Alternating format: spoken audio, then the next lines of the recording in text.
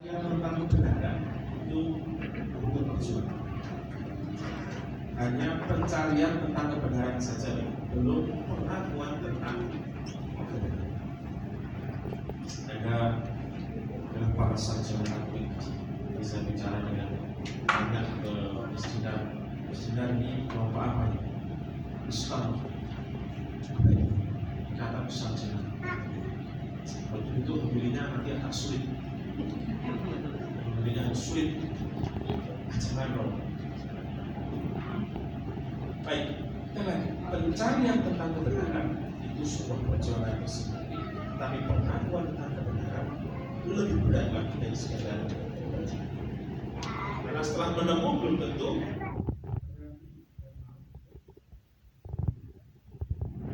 Anda yang terbiasa dalam dunia akademik tentu secara sederhana mengenal pencarian kebenaran dari sisi empiris dan sisi rasionalis. Empiris bagi Anda yang teknik, terbiasa dengan lab, terbiasa dengan data, terbiasa dengan hitungan. Kalau tidak ada hitungan, tidak ada data yang valid, yang bisa dipertanggungjawabkan dan macam-macam itu, tentu kebenaran akan susah untuk diterima. Setuju? Tetapi di sisi lain, kelompok-kelompok humanis, humaniora, kita yang terbiasa dengan ilmu humaniora, tidak lalu serta-merta terjebak dalam semangat itu, semangat empiris. Bisa jadi dengan pengamatan ini dan itu kita bisa mencari dan mendapatkan pengetahuan. Tentu kita bisa berdebat mana yang benar, mana yang salah dan seterusnya. Tapi dua jalan itulah yang lalu menjadi jalan bagi kita untuk berjuang mencari kebenaran. Kedua, persoalannya, apakah lalu dengan pencarian-pencarian itu kita mudah untuk mengakui bahwa ini adalah kebenaran? Faktanya tidak. Di sisi yang lain, kita adalah orang. Di sisi yang lain, pencarian-pencarian kita, entah itu secara akademik, entah itu secara teknis, entah itu yang kita cari di lab, pada akhirnya tidak mesti dan tidak selalu menjawab kehausan kita akan kebenaran. Para ilmuwan setelah Einstein yang dengan teori relativismenya, ilmuwan-ilmuwan yang lain, jasanya sungguh kita pakai dalam kehidupan akademik kita, toh mereka juga berguna pada pencarian kita. Sebagai orang beriman, kita pada akhirnya akan bertanya, lalu dari mana asal semuanya? Teori Big Bang mengatakan ini dan itu, teori penciptaan mengatakan ini dan itu, teori Darwin ini dan itu dan seterusnya. Itu semua tidak pernah menjawab kehausan kita akan kebenaran. Kalau begitu, apakah semua bisa didekati secara hukum? Bisa. Tetapi itu juga tidak secara penuh menjawab kehausan kita. Maka di sisi yang lain, kesadaran bahwa kita adalah manusia yang penuh kelemahan, kesadaran bahwa kita membutuhkan sesuatu yang besar, yang berkuasa, yang berkuasa, yaitu adalah Allah. Maka hari ini kita lihat bagaimana dalam bacaan pertama misalkan Tuhan selalu mengirim pemimpin dengan karismanya, Musa. Dengarkan. Dalam bacaan Injil kita melihat pengakuan orang-orang bertanya tentang Yesus, siapakah dia itu yang berbicara dengan penuh kuasa, bahkan roh jahat pun akan orang-orang banyak masih bertanya.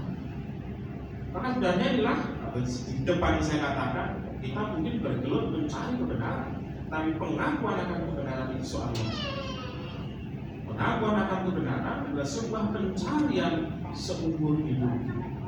Kalau sebagai orang beriman kita pengikut Kristus, nanti dalam kredo kita akui pengakuan kebenaran yang ada pada Kristus itu sendiri. Tetapi pengalaman keseharian kita sebagai orang beriman tentu tidak mudah untuk bisa segera menangkap kuasa Allah dalam hidup kita. Tidak segera, artinya bisa saja delay. Dan pertanyaan orang beriman, pertanyaan kita sehari-hari yang konkret dan sederhana, kenapa aku harus mengalami sakit? Kenapa aku harus mengalami kesulitan dalam pekerjaan? Kenapa aku tidak segera mendapat pekerjaan? Kenapa aku tidak segera mendapat jodoh? Kenapa keluargaku begini? Kenapa keluargaku begitu? Pertanyaan-pertanyaan yang setiap hari muncul dalam hidup kita sendiri. Apalagi kalau Anda punya kesadaran bahwa sudah novena terus menerus dan seterusnya. 3 kali salam merah, lebih dari itu loh. 9 kali salam merah. Ekaristi, ya terus.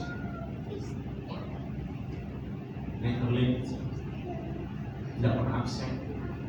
Derma-derma iya loh. Perbuatan amal cinta kasih sayang. Tapi kok yang sedang semalam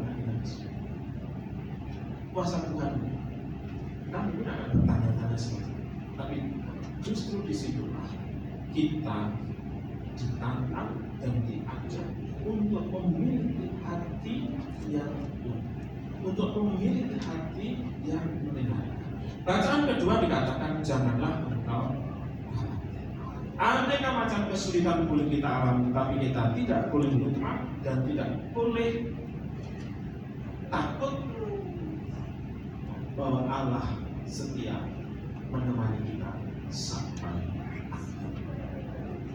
Caranya ini, Paus Fransiskus mengatakan, hendaklah kamu dekat dengan sabda Allah setiap hari.